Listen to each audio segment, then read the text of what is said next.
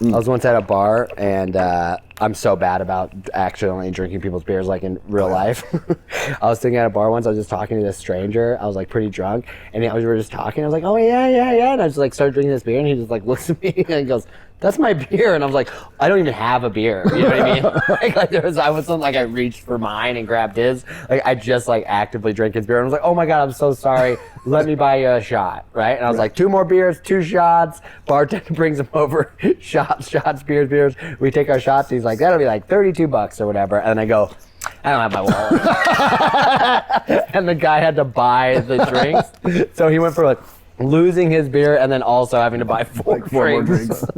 Yeah, I had one really bad night, and drunk, like went to a party or whatever, and like, you know, just like there was no more alcohol and none of the girls wanted to sleep with me, so I just went around drinking Fallen Soldiers, just like, oh, there's a half fee, there's a quarter left in this one, that's a cigarette butt, spit it out, next.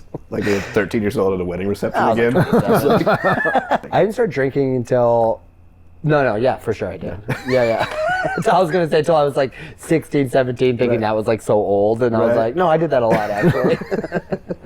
Someone left the fucking eggnog vodka out or the eggnog rum out. I'm trying to curb my drinking. I'll have these really good stints. I'll go a week and then I'll just go like, oh, I can have 1 beer because I'm fine off 1 beer. Mm-hmm.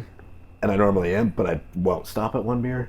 Yeah, when I first quit drinking, I was like setting all these guidelines for myself where I was like, only weddings. That was like the first one where I was like, I'm gonna go to a wedding, gotta have some drinks, right? But then like one wedding I went to, and then the next day I had a show, and I had a beer, and I was like, this is part of the wedding, you know? Yeah. And that was like one of the last drinks I had, because I was like, this is how it works. Like even when I used to drink a lot, it was always like, I'm gonna have 1 beer tonight, and there was like no such thing. For me anyway, as soon as I started making all these like rules and guidelines for myself, I'm like, I gotta just quit all together, because it's just such an easier life without all of that fog. You're not trying to make calculations on what's the right or the wrong way or what's the limit. It's like, how about I just save money altogether?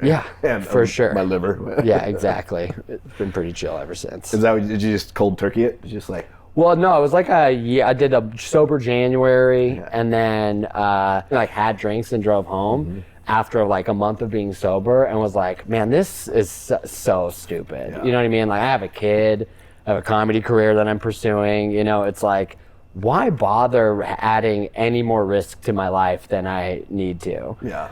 And so I pretty much just quit. It's been like 5 years since I've had a drink now. Nice. I hate being drunk. I think it's the worst feeling in the world. If I get drunk, it's by accident. Is it the being drunk or the after? Both. At my heart, I'm a hedonist, and I like to maintain feeling good for as long as I can and not trade tomorrow's good for now.